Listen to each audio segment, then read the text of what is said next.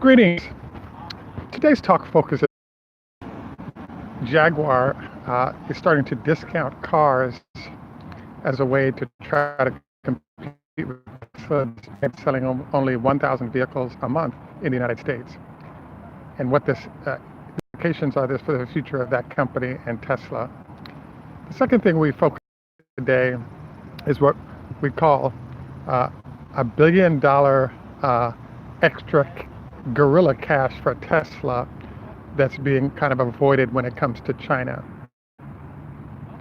This is Greg for Teslafaninsight. Thanks once again for joining us. If this is your first time on our channel, welcome. If you're a repeat visitor, welcome back. We, as you know, we cover a lot of different topics that are Tesla related. Today's story kind of primarily focuses on an article that came out from a company called Clean Technica. If you guys want to take a look at it, there are several key data points that are related to Jaguar in this issue.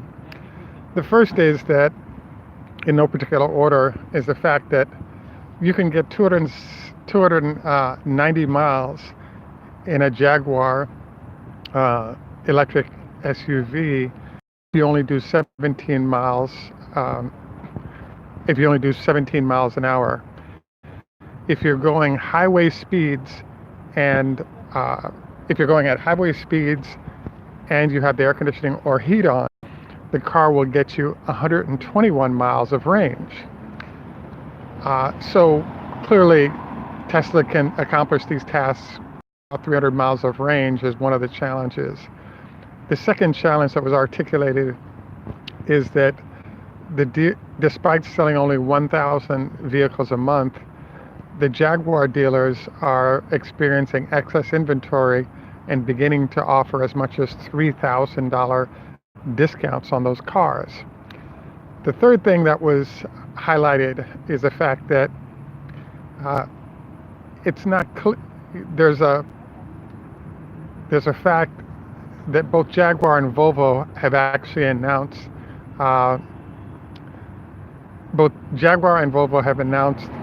that they plan to go completely electric over the next few years. And it's interesting because I believe both are actually owned by Chinese companies, which is also interesting because Tesla's building their plant in China currently. So the question was raised, what's going to happen to Jaguar if Tesla is selling, let's say, 20,000 vehicles a month in the electric space while Jaguar is selling 1,000. I've been intrigued watching how electric vehicles have been developing, particularly with Tesla, because there's a secret sidebar question of, are there some really dumb customers out there with a lot of money that are willing to waste that money potentially on EVs that don't work? The issue that's coming up is with electric vehicles, there's a proper infrastructure as an owner that really works well. Yes, you can be in an apartment building, but basically, ideally, you're in a single family house with an ability to plug in. And if you're spending $80,000, usually that's a pretty sophisticated consumer.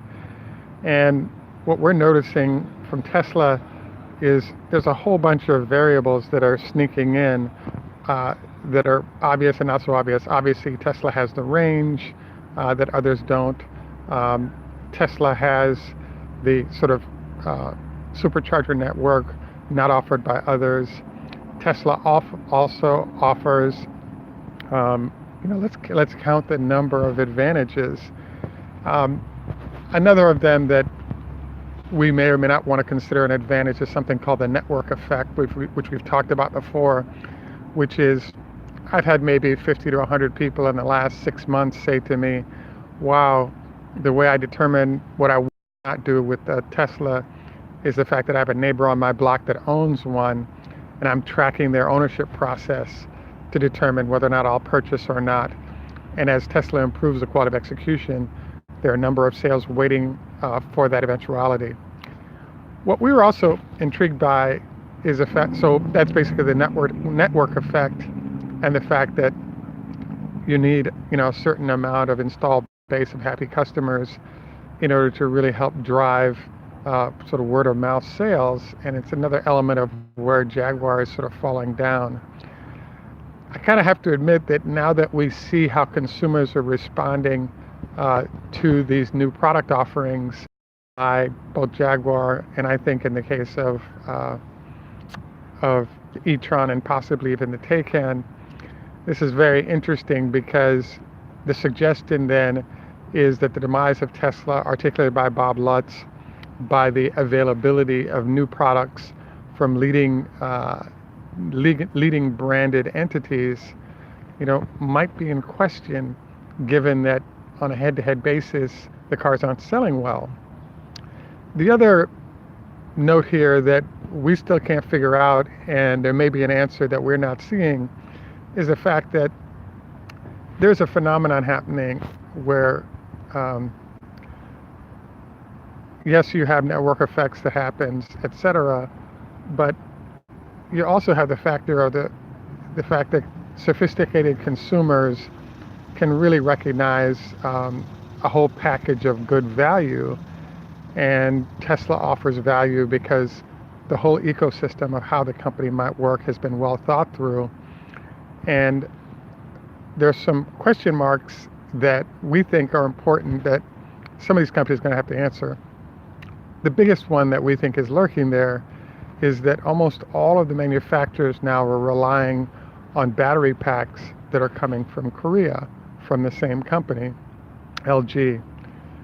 Now, if 50% of the cost of the car is in batteries, what we can't figure out is how do you differentiate your car if you have 10 different manufacturers all getting the batteries from the same company?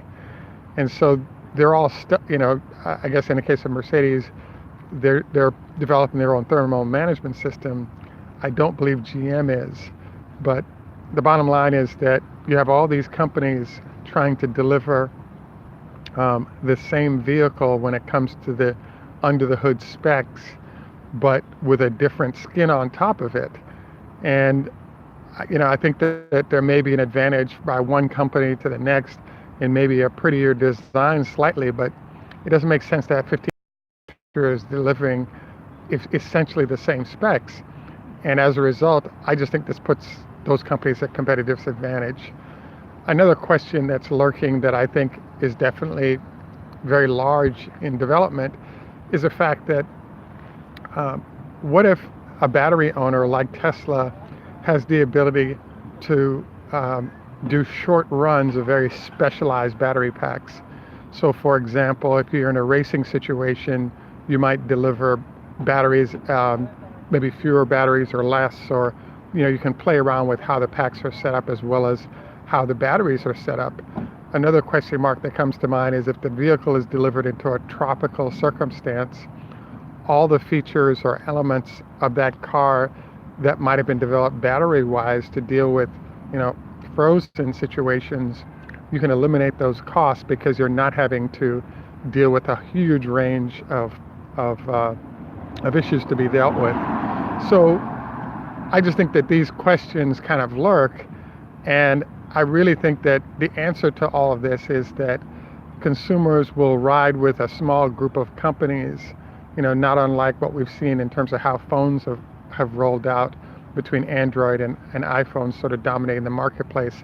And there are other entities that exist, but at a very low level. And so I kind of bring all this up to note the fact that we just see that down the road, there seems to be some real issues when it comes to how are all these auto companies going to survive, in essence, delivering the same product when they're competing against an entity like Tesla that handles everything from power generation all the way down the line into the battery in a vertically integrated fashion. And so our assessment is exactly what Clean Technica's is. If a company cannot offer clearly distinguishable products and attributes of that product, you likely end up with them going out of business. And Jaguar definitely has that aroma right now, given that they aren't really able to offer anything unique in this space. So basically all the specs on the e-tron are the same on the Jaguar because they both have the same battery pack from LG. So, I think it's an interesting question mark. Very much look forward to an analysis of this that I have not seen. But the overall assessment is that Bob Lutz was saying, hey, Tesla goes out of business for these reasons. The issue, though, is that the customer base of these organizations like Jaguar are abandoning them on behalf of entities like Tesla with a new idea, a new solution that represents a future they want to deal with. It's easy to say that people will just stick with Jaguar through thick and thin regardless, but I just want to remind you, one of my favorite cars is the NSX. And when they came out with their brand new vehicle, I mentioned to a friend of mine who's a dealer that I really think that the car will disappear after 2 or 3 years. And the main reason is that the NSX is a great car, it looks great, it performs great. The nightmare is that the car is $250,000 and it provides 500 horsepower of power. When you look at the Vet, there are at least 50 cars that are $100,000 or below that offers you 500 horsepower and performance comparable to what's offered the NSX without all the specialty headaches of repair work and other things. And that includes Tesla, by the way. So overall, my assessment is, I agree with Clean Technica. If Jaguar is planning to switch completely to electric and they're facing a situation where they're selling 1,000 cars a month in the United States, which I believe barely gets them to break even, and you add on to it that Tesla is having shortages on certain cars, while the dealers from Jaguar are offering as much as $3,000 incentive to move inventory on the floor. And let's even add Mercedes into when they switch to smart car from regular gasoline to electric, almost all their dealer network in the United States refused to accept the cars. So the bottom line is that the way things are developing, it's not looking great for Jaguar unless they come up with a new solution. The next thing that we wanted to kind of focus on today is something that we call the $3 billion question mark. I just wanted to remind all of you that we really need for you guys to take time to do a like and subscribe if you would. Could use your help on Patreon. This is Teslafaninsight. There's a question mark that's showing up that we think is really interesting for Tesla, and we wanted to cover it during our show because most companies, even if we're not the largest channel, are kind of forced to view our show. And based on our battery life, it looks like this might end up being a shorter show than I planned. But in essence, the question mark that's coming up is, let me give you an example. If Tesla ships a car to China and the car has no wheels, when the car arrives in China, Tesla can purchase wheels and tires for that vehicle. And once they purchase both items, you all of a sudden have a situation where the car is tariffed, but the wheels and tires are not. And therefore, Tesla doesn't, sort of gets tax credits for that. Now, we believe there's an interesting story brewing, which is Tesla's guerrilla tactics when it comes to how to deal with China. For example, if you take a whole car, much like what Tesla does in Amsterdam, and you ship all the parts to China and have it assembled at the new Shanghai factory, all the labor costs related to that lower the net cost of what there's a tariff on for Tesla. So in theory, you could sort of go through things like, don't paint the panels. Now the painting would be another cost. So in theory, what I've been doing is deconstructing the car and trying to determine what if a car costs, the current price point on Teslas before the opening of the factory is $79,000 for a performance Model 3. The question that comes up is, what if Tesla was able to simply ship all the parts for the car to China and have them assembled and deduct all the parts that one could simply have made, for example, tires, or, we could say the aluminum panels.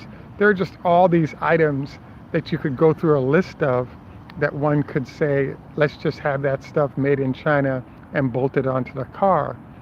So I believe that there's a tipping point where you can't say we're shipped. Definitely the battery pack has to be shipped right now because it's prepared to work in the car. But the question mark that we're wondering about is, what if you could charge the full $79,000 for a car, but it was assumed that your full cost, forced the $79,000 price, but now you're able to deliver that car for 30 or 40% lower than it had originally been planned.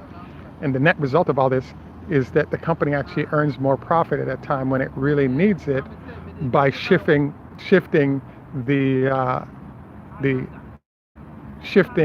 manufacturing into China way earlier than originally planned. So I just think it's a fascinating situation. It's a fascinating question.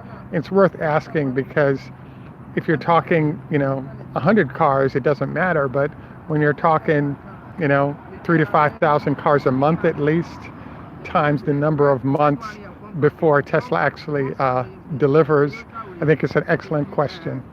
So, at any rate, I think it's a great question to ask, worth noting. I have to admit, we'll dive into our next show, but wanted to introduce it as a question. Wanted to thank Donovan, as well as there were others that said hello, but we were trying to go through the show efficiently. Want to thank all of you for taking time out for our chat today. The question mark still remains, will Jag exist if they're switching over to electric? Because their competitive response to Tesla isn't that great right now. And we think that there are other entities, including GM and other companies like BMW that Lutz is presenting, that are in deep trouble. At any rate, this is Greg for Teslafaninsight. Thanks once again for joining us. Tschüss, German, au revoir, French, lehitro, Hebrew, hoda hafez. Thanks once again for joining us, and have a great day, and bye for now.